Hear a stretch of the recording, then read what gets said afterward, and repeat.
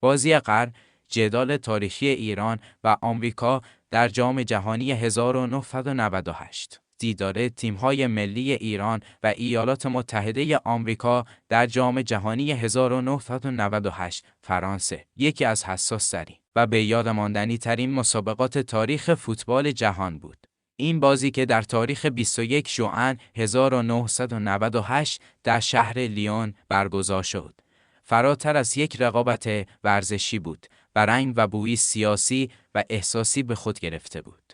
تیم ملی ایران با گل‌های حمید استیلی و مهدی مهدوی کیا موفق شد با نتیجه 2-1 آمریکا را شکست دهد. دیدار ایران و آمریکا در جام جهانی 1998 نه تنها به عنوان یک رویداد ورزشی بزرگ، بلکه به عنوان نمادی از غرور ملی و همبستگی ایرانیان در تاریخ فوتبال ماندگار شد.